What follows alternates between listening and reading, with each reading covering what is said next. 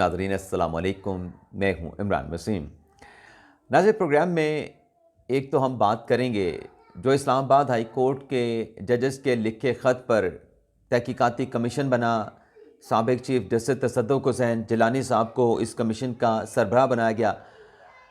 इस कमीशन के हवाले से ब्लॉग में एक अहम ख़बर है जो आप नाज़रीन के साथ हम शेयर करने जा रहे हैं। इसके अलावा नाज़रीन, तहरीक इंसाफ के रहनुमा शेर अफजल मरवत साहब, जिन्होंने कुछ रोज़ कबल एक वार्निंग दी थी और साथ में मरवत साहब ने कहा था कि अगर इस वार्निंग को ईजी लिया गया, अगर इस वार्निंग को सीरियस ना लिया गया तो फिर वो हतमी फ़ैसला करेंगे।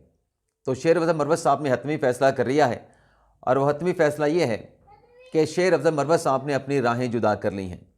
तो ये क्या मामला हुआ है, क्या वार्निंग दी थी शेर अफजल मरवत ने, तो इस पर भी हम आगे चल के आप नाज़रीन के साथ तफसीलात शेयर करेंगे। लेकिन आज प्रोग्राम का आगाज़ करेंगे जो इस्लामाबाद के इंतज़ामिया की जानिब से अनोखी लूट मार की जा रही है। लेकिन प्रोग्राम का आगाज़ करने से पहले आपसे दरख्वास्त करेंगे, अगर अभी तक आपने हमें सपोर्ट नहीं किया, यानी हमारे यूट्यूब चैनल को आपने सब्सक्राइब नहीं किया, तो चैनल को सब्सक्राइब कर लें, बेल आइकॉन का बटन प्रेस करें और वीडियो अगर आपको पसंद आती है तो आपने लाइक भी करना है और हमारे इस प्रोग्राम को आपने अपने दोस्तों यारों के साथ शेयर भी करना है।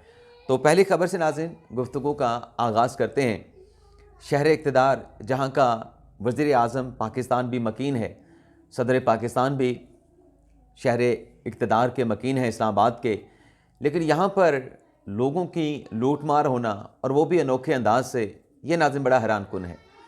मामला नाज़रीन ये है कि मेरे करीब ही जो H9 का बाज़ार है, तवार बाज़ार है, और H9 के बाज़ार के साथ वो ग्राउंड भी है मुल्हक्का, जहाँ पर 25 मई 2022 को इमरान खान साहब को जलसा करने की इजाज़त दी गई थी और फिर इमरान खान साहब ने वो 25 मई के सुप्रीम कोर्ट के फ़ैसले की डिफाइंस की और H9 के ग्राउंड पे जलसा नहीं किया और वो डी चौक तक पहुँच गए थे।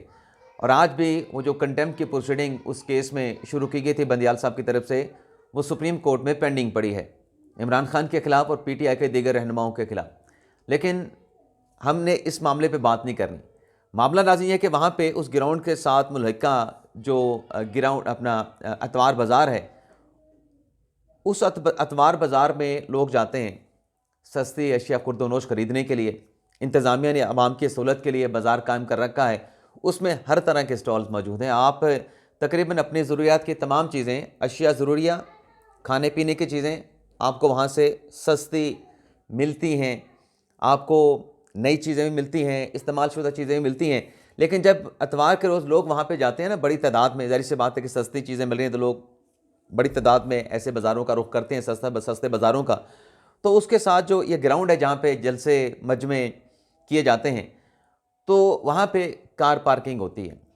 अब वहाँ पे नाज़रीन जो कार पार्किंग है उसका ठेका इस्लामाबाद की इंतज़ामिया ने दिया है। अब ठेका कैसे दिया गया है, ये नाज़रीन मेरे पास एक चीज़ आई है, मैं आपको दिखाता हूँ तस्वीर की सूरत में। ऐसे नहीं कि बस कह दिया, ये पढ़ें, अगर नहीं पढ़ सकते तो मैं पढ़ के आपको बताता हूँ। ये है राना एंड को कार पार्किंग, मारगला हफ्ता बाज़ार, H9 इस्लामाबाद। 50 रुपये की पर्ची है, तारीख़ 31/3/2024। और ये मैं नहीं गया वहाँ पे, मैं नहीं गया, ये किसी दोस्त मुझे भेजी है कि ये देखें इंतज़ामिया कैसे लूट मार कर रही है। अब आपने वहाँ पे पार्किंग कर दी, लेकिन पार्किंग की कुछ शराइत हैं। ये शराइत मैं आपको दिखाता हूँ और मैं शराइत फिर पढ़ देता हूँ। 50 रुपये लेते हैं पार्किंग के। ये टिकट महल बाज़ार में दाखिल होने की फ़ीस है, टिकट वापस जमा कराना लाजम होगा। पार्किंग टिकट गुम होने की सूरत में रजिस्ट्रेशन, ट्रांसफरेशन या शनाख्ती कार्ड और 100 रुपये जुर्माना ठेकेदार के पास जमा करवाना होगा। सामान या गाड़ी चोरी होने की सूरत में इदारा ठेकेदार जिम्मेदार ना होगा। भाई आगे लिखते हैं कि जबकि कुदरती आफात की सूरत में किसी भी किस्म की टूट फूट या नुकसान का ठेकेदार जिम्मेदार नहीं होगा। पार्किंग का वक्त तलुए आफ्ताब से लेके गरूब आफ्ताब तक है। अब 50 रुपये आप ले रहे हैं और आप कह रहे हैं कि सिर्फ दाखिले की फ़ीस है। भाई दाखिले की फ़ीस है, अगर आपके एक एंटिटी के अंदर गाड़ी चोरी हो जाती है और वो पर्ची आपने उसको दी है, तो दूसरा शख्स जब वहाँ से निकलेगा गाड़ी चोरी करके, तो आपको पर्ची नहीं दिखा सकेगा। फिर वो अपना शनाख्ती कार्ड दिखाएगा, गाड़ी की रजिस्ट्रेशन दिखाएगा, तो आप कैसे बरी ज़िम्मा हो सकते हैं कि गाड़ी चोरी हो जाए और आप कहें कि हमारी ज़िम्मेदारी नहीं? आपको ज़िम्मेदारी तो फिर लेनी पड़ेगी। 50 रुपये आप फ़ीस ले रहे हैं गाड़ी पार्क करने की और लाखों रुपए की वहाँ पे गाड़ियाँ चोरी हो जाएँ तो आप कहते हैं हम बरी ज़िम्मा हैं। आपको ज़िम्मेदारी भी लेनी होगी। ये तो सीधी-सीधी लूटमार है। अगर गाड़ी इस तरीके से ही खड़ी करनी है कि आप ज़िम्मेदार भी नहीं हैं, तो फिर लोग सड़कों के किनारे भी खड़ी कर लेते हैं। फिर आपकी पार्किंग की कोई ज़रूरत नहीं है। ये मेरे ख्याल से नाज़रीन ठेका देगा, जिस ठेकेदार को ठेका दिया गया है, ये माँ सवाए लूट मार के कुछ नहीं। अगर गाड़ी की हिफाजत नहीं है तो फिर पार्किंग करने के पैसे भी नहीं होने चाहिए। अब आ जाते हैं नाज़रीन, कमीशन के हवाले से हम बात करते हैं कि ख़बर क्या है। ख़बर पे आने पहले नाज़रीन कुछ सवालात उठ रहे हैं। अब मेरी कोशिश थी कि इस व्लॉग को मैं रूटीन से हट के आप नाज़रीन के साथ डिस्कस करूं, चिट चैट करूं, जो सवालात उठाए जा रहे हैं वो आप नाज़रीन के सामने रखूं और उनका जवाब भी अपने तय देने की कोशिश करूं। तो इसी फॉर्मेट पे चलते हैं। जैसे कि मैंने कहा कि मेरी आज इस तरीके से आपके साथ बातचीत करने की, गुफ्तगू करने की, मतलब मेरी एक कोशिश होगी एक नई। तो सबसे पहले तो नाज़रीन जो बात की जा रही है कि ये जो कमीशन है ये हुकूमत ने तश्कील तो दिया, लेकिन हुकूमत ने ये कमीशन तश्कील देते हुए जो इल्ज़ामात लगे थे कि 6 जजेस ने इल्ज़ामात लगाए, तो वज़ीर आज़म साहब ने जब तकरीर की, कमीशन का ऐलान किया, तो वज़ीर आज़म ने ये क्यों कहा कि हम इन इल्ज़ामात को नामुनासिब समझते हुए मुस्तरद करते हैं। और उस पर फिर एक आगे बात कही गई कि ये जो हुकूमत ने कह दिया ना कि जजेस के इल्ज़ामात गैर मुनासिब हैं या नामुनासिब हैं, हम इनको मुस्तरद करते हैं, यही कमीशन की रिपोर्ट हो गई। अब मेरा कोई इतना तजर्बा नहीं है, 15 साल का अपना कोर्ट रिपोर्टिंग का। मुझसे बड़े बड़े तजर्बाकार लोग मौजूद हैं, कानूनी माहिरीन मौजूद हैं, बड़े बड़े सहाफ़ी मौजूद हैं। मैं तो अभी सीखने के प्रोसेस में हूँ। लेकिन मुझे इतना पता है, ये जो लोग एतराज़ उठा रहे हैं, क्या हुकूमत को ये कहने के बजाय ये कहना चाहिए था कि जो जजेस ने इल्ज़ामात लगाए हैं हम इनको एक्सेप्ट करते हैं, ये इल्ज़ामात हमें काबिल कबूल हैं। अगर हुकूमत ये कहती तो फिर कमीशन तश्कील देने की तो ज़रूरत ही बाकी ना रहती। ये कमीशन तो तब बनता है जब आप इल्ज़ामात को मुस्तरद करते हैं। एक तरफ से इल्ज़ाम लगता है, दूसरी तरफ से इनकार होता है, फिर कमीशन बनता है, कमीशन उस बात की तहकीकात करता है। तो ये तो एक कानूनी तरीक़ाकार है। अभी भी लोगों को समझ नहीं आती जो ये सवालात उठा रहे हैं। तो ये इमरान खान साहब के केसेस में, ओपन एंड शट केसेस है ना इमरान खान साहब के, मेरी अपनी राय भी है। 190 मिलियन पाउंड वाला केस किसी से ढका छुपा नहीं। बरतानिया में पकड़ा गया पैसा मलिक रियाज का पाकिस्तान ला के मलिक रियाज के हवाले कर दिया गया। इस केस में कोई शक है, कोई शुबा है? मेरी राय में तो कोई नहीं। तोशा खाने के तहफ़ के केस में इमरान खान साहब ने इलेक्शन कमीशन में उन तोशा खाने की डिटेल को नहीं दिया, इसमें कोई शक व शुबा नहीं। ये ओपन एंड शट केस है। और फिर तोशा खाना का बाकी जो अख्तियारात का नाजायज़ इस्तेमाल तरीक़ाकार से हट के, वो भी केस आपके सामने है। तो इन केसेस में जब इमरान खान साहब को चार्जशीट किया गया कि ये आपके ऊपर फ़र्द जुर्म है, ये ऊपर आपके ऊपर ऑफेंसेस हैं, इल्ज़ामात हैं, बताएं आप क्या कहते हैं। तो इमरान खान साहब ने कहा था कि ये इल्ज़ामात मुझे कबूल हैं। इमरान खान साहब ने सेहत जुर्म से इनकार किया था, क्योंकि अगर इमरान खान साहब सेहत जुर्म से इनकार ना करते और कहते कि मुझे इल्ज़ामात कबूल हैं, तो बस वो फ़ैसला हो गया, फिर तो ट्रायल करने की ज़रूरत ही नहीं। अगर आप मान लें कि इल्ज़ामात ठीक हैं तो फिर केस चलाने की ज़रूरत बाकी नहीं रहती। और अगर हुकूमत मान ले कि इल्ज़ामात ठीक हैं तो फिर जुडिशल कमीशन के बनाने की ज़रूरत बाकी नहीं रहती। तो ये यहाँ से अगर कोई चीज़ हो तो मेरे ख्याल से समझ आ जाती है कि ये क्यों इनकार किया गया है। बाकी कमीशन के ऊपर जो एतराज़ उठा रहे हैं ना, कमीशन बनवाया भी सुप्रीम कोर्ट ने है, सुप्रीम कोर्ट के जजेस ने है। कमीशन का सरबराह भी सुप्रीम कोर्ट के जजेस की मुशावरत के साथ लगा है। और कमीशन की रिपोर्ट भी आएगी और कमीशन जो तहकीकात करेगा वो हुकूमत की ईमा पे नहीं करेगा।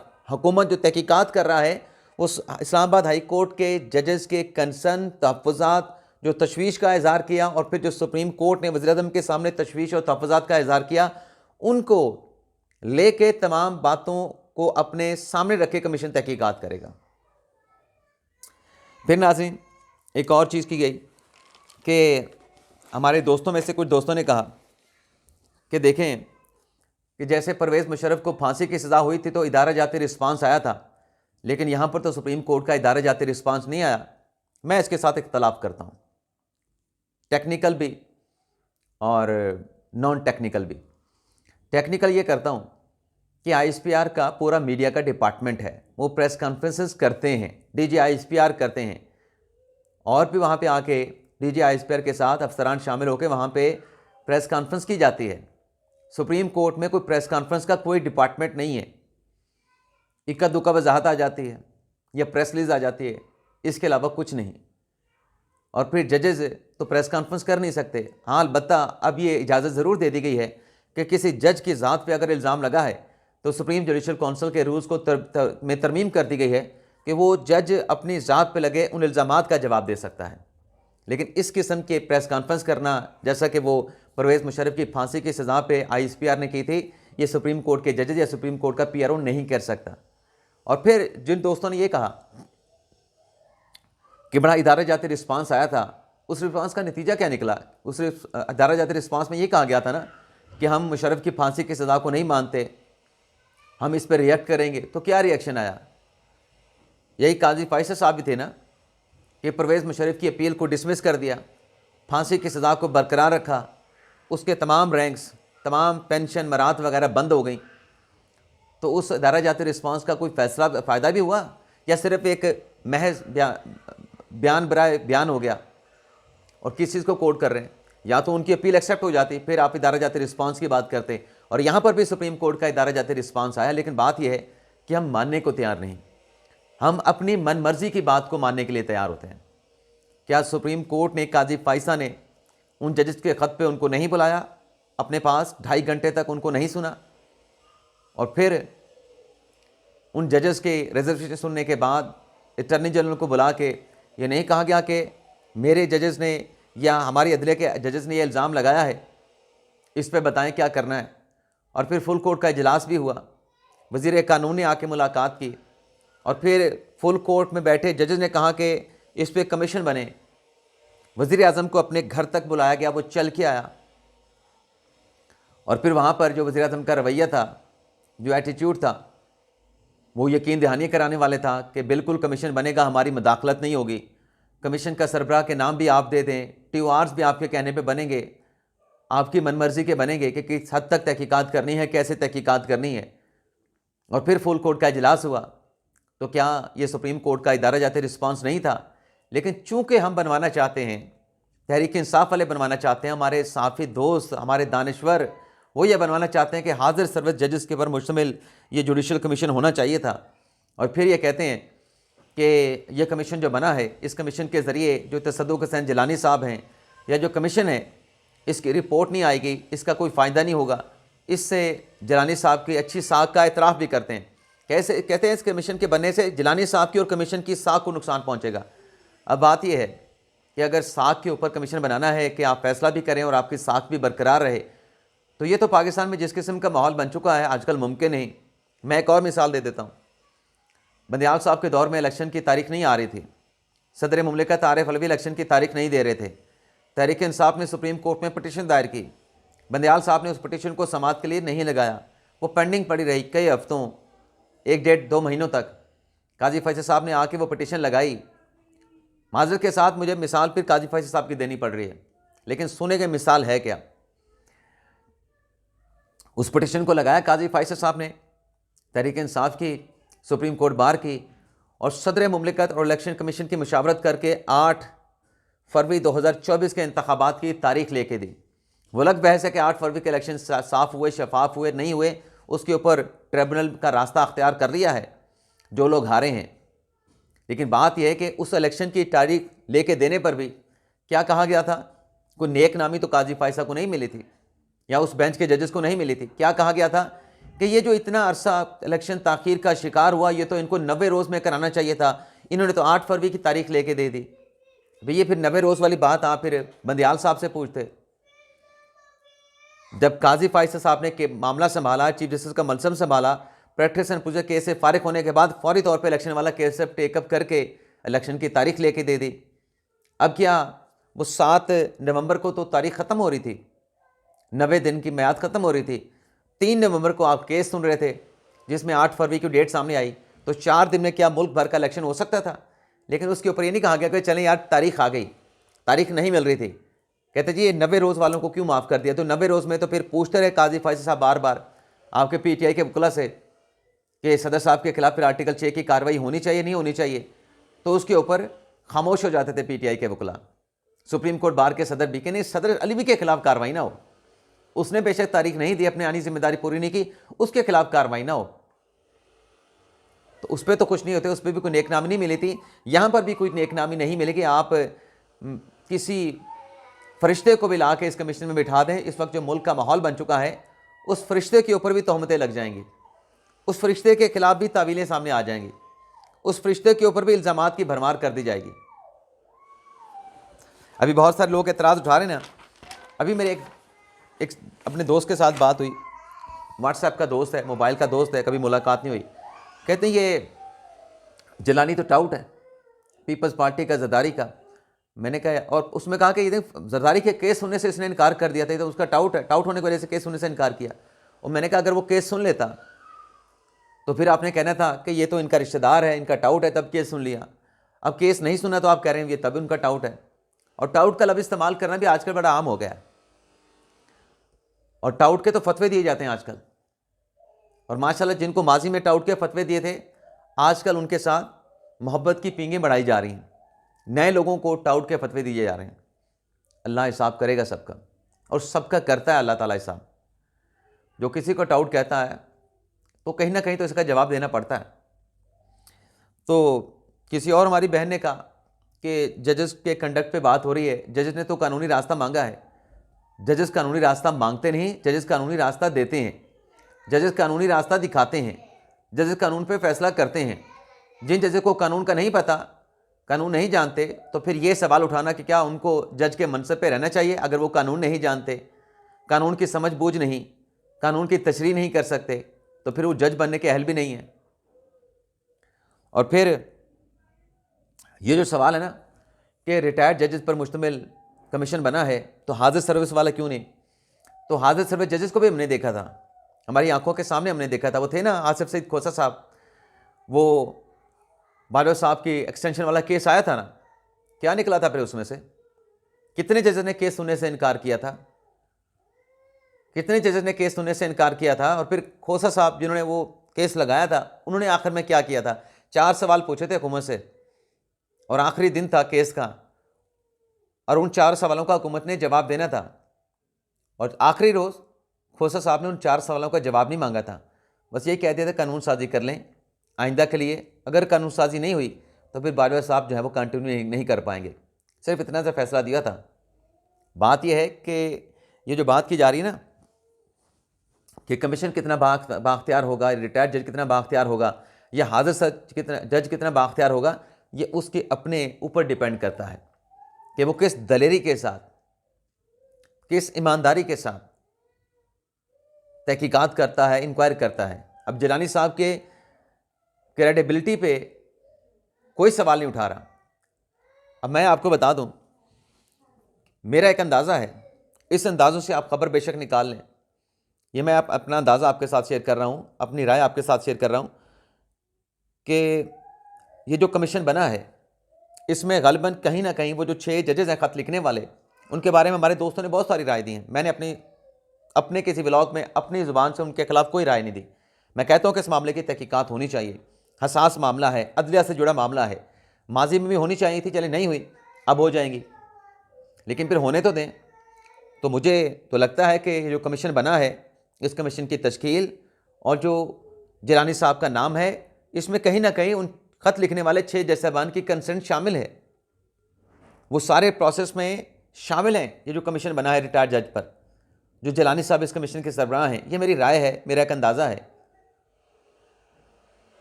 और इसके अलावा नाज़रीन, कमीशन तो बन गया, अब कमीशन जो ख़बर सामने आ रही है वो ये है कि TORs 1-2 दिन में बन जाएंगे, और इसकी रिपोर्ट पब्लिक भी होनी चाहिए। ये भी सवाल आ रहा है, बिल्कुल पब्लिक होनी चाहिए। और हो सकता है कि इस रिपोर्ट के पब्लिक होने के बाद या रिपोर्ट के तैयार होने के बाद इसके ऊपर कोई जुडिशल साइड पे कार्रवाई भी हो, ये भी मेरा एक अंदाज़ा है। लेकिन कमीशन ईद उल फितर के बाद अपनी कार्रवाई का बाकायदा तौर पर जो है वो आगाज़ करने जा रहा है। ईद उल फितर के बाद इस दौरान जो है वो इसके TORs भी बन जाएंगे। अब मरवत साहब ने क्या ऐलान किया था नाज़रीन?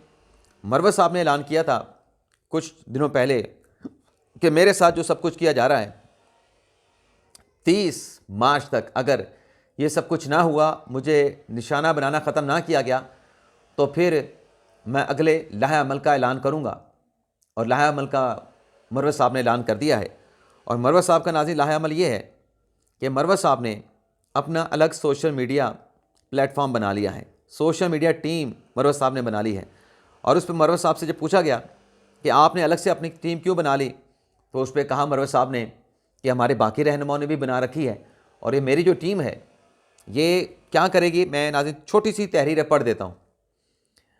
मैंने मुखालफिन की तरफ से शुरू की गई बदतरीन किस्म की मीडिया मुहिम को बर्दाश्त किया। पीटीआई के मीडिया रज़ाकारों और चंद मीडिया पर्सन के अलावा किसी ने मेरा दिफा नहीं किया। मुझे गालम गलूच ब्रिगेड का भी सामना करना पड़ा और वो अभी भी जारी है। तमाम बुरी बातें कही गईं। इन्होंने सोचा कि मैं इसे हज़म कर लूँगा। मैं हिसाब रखा हुआ है और हर एक को मुनाफे के साथ उसका हक मिलेगा। मेरे पास पहले से 2 व्हाट्सएप ग्रुप थे और हम ज़्यादातर फेसबुक पे फोकस कर रहे थे। मैंने तकरीबन 3500 मरतों को फेसबुक से ट्विटर और टिकटॉक पे शिफ्ट किया। उन्हें ट्रेनिंग दी गई। ग्रुपों में शामिल होने के 12,000 दरख्वास्तों में से हमने 8,000 कारकुनों को हतमी शक्ल दे दी है। हमने व्हाट्सएप चैनल से भी शुरू किए हैं और हम बहुत ज़्यादा मनसूबाबंदी कर रहे हैं। इन ग्रुप्स का मकसद हमारा और ख़ान के पैगाम को आगे बढ़ाना है। हम ना सिर्फ बदनीयती पर मबनी हद तक इज़्ज़त की मुहिम से अपना दिफा करेंगे, बल्कि यूट्यूब चैनल समेत सोशल मीडिया के ज़रिए तमाम मुखालफिन को बेनकाब करेंगे। गालम गलूच ब्रिगेड को ना सिर्फ रिपोर्ट किया जाएगा बल्कि माहिरीन की जानिब से यूट्यूब चैनल के ज़रिए उनके गालम गलोच का संजीदगी से जवाब भी दिया जाएगा। मैं ट्विटर और फेसबुक और टिकटॉक पर अपने ग्रुप्स में हर मेंबर को कम से कम 2000 फॉलोइंग फराहम करूँगा। मुझे इस मीडिया टीम के पस मंज़र के बारे में लोगों को बताने की ज़रूरत नहीं। 5 अप्रैल से मेरी टीम मीडिया पर हर जगह बात करेगी। हम 5 यूट्यूब वीलॉगर्स को भी प्रमोट करेंगे और बदसलूकी करने वालों को उनके मुंह पर थप्पड़ लगेगा। हम 5 अप्रैल को हर जगह नज़र आएंगे। यानी वो जो पिछले दिनों वो इसमें ये बात भी शामिल है जो मरवत साहब ने कहा था कि हमारी पीटीआई के सोशल मीडिया टीम से कंपेनें होती हैं, प्रोपोगंडा होता है, बेहुदगी होती है, उसका भी इसमें इन्होंने किसी न किसी तरीके से जिक्र कर दिया है।